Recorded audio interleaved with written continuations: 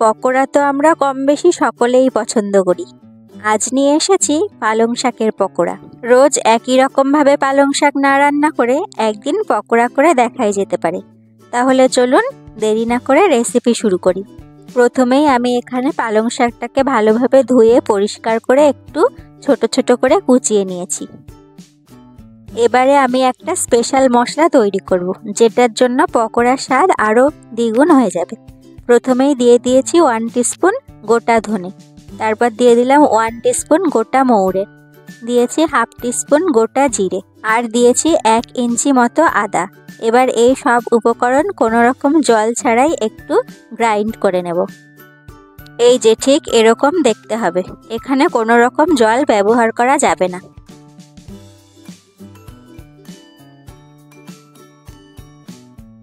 এবার এখানে একটা বোল নিয়ে নিয়েছি, একটা পেস্ট বানিয়ে নেব। প্রথমেই দিলাম 2 টিস্পুন বেসন, আর দেব 2 টিস্পুন চালের গুঁড়ো। এখানে চালের গুঁড়োটা ব্যবহারের জন্য পকোড়াটা খেতে একটু বেশি মুচমুচে হবে। এবার এটাকে একটু মিশিয়ে নিতে হবে। মিশিয়ে নিয়েছি, এবার ওই মশলাটা 2 টিস্পুন দিয়ে দিচ্ছি।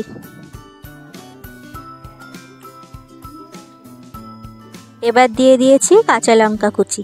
আপনারা যে যেরকম ঝাল খেতে পছন্দ করেন সেই অনুযায়ী লঙ্কাটা দেবেন। তারপর দিয়েছি স্বাদ মতো নুন। এবার দিয়ে দিয়েছি কিছুটা পরিমাণ চিলি ফ্লেক্স। এটা সম্পূর্ণ অপশনাল, আপনারা চাইলে নাও দিতে পারেন। এবার আমি এই সব উপকরণ ভালোভাবে মিশিয়ে নিচ্ছি।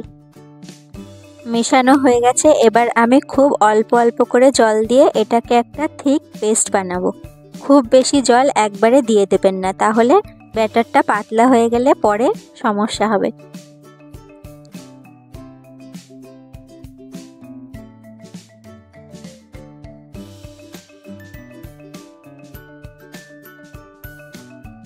এবার আমি এখানে 1/4 টিস্পুন হলুদ দিয়ে দিচ্ছি, আপনারা চাইলে আগেও দিতে পারেন। এবার আরও একটু ভালোভাবে মিশিয়ে নিচ্ছি।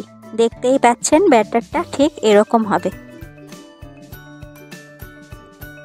এবার আমি ওই টুকরো করে রাখা পালং শাকগুলো দিয়ে দিচ্ছি।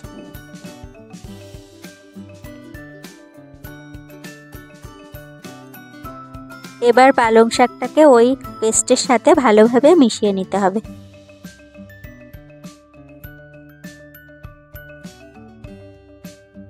ব্যাটারটা যতটা পারবেন একটু শক্ত বানানোর চেষ্টা করবেন, না হলে পরে এই পালং শাক থেকে যে জল ছাড়বে তাতে আরও পাতলা হয়ে যাবে। এবার আমি এটা 5 থেকে 10 মিনিটের জন্য ঢেকে রাখছি। 5 থেকে 10 মিনিট পর ব্যাটারটা আরও একটু নরম হয়ে যাবে। এবার আমি এখানে গ্রেট করে রাখা আলু দিয়ে দিলাম। একটা মিডিয়াম সাইজের আলু গ্রেট করে দিয়ে দিয়েছি।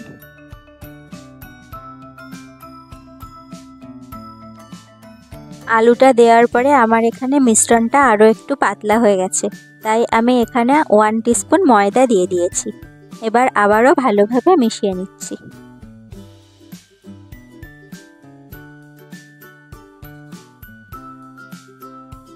সব খুব ভালোভাবে মিশিয়ে নিয়েছি। এবার আমি এটা তেলে ডিপ ফ্রাই করব। এদিকে একটা কড়াইতে পরিমাণ মতো সাদা তেল দিয়ে দিয়েছি।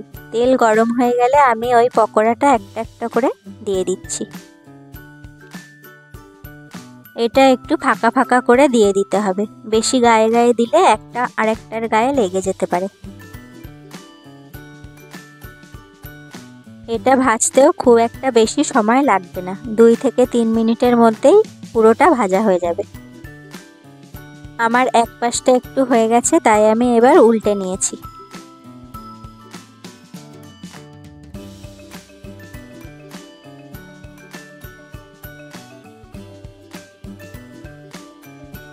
এরকম গোল্ডেন ব্রাউন কালার হয়ে গেলেই নামিয়ে নেব।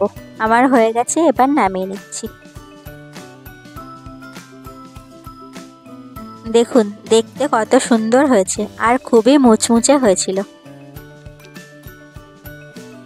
এভাবে করেই আমি বাকি ব্যাচগুলো ভেজে নিয়েছি। আমার সব এখানে ভাজা হয়ে গেছে, এবার নামিয়ে নেব।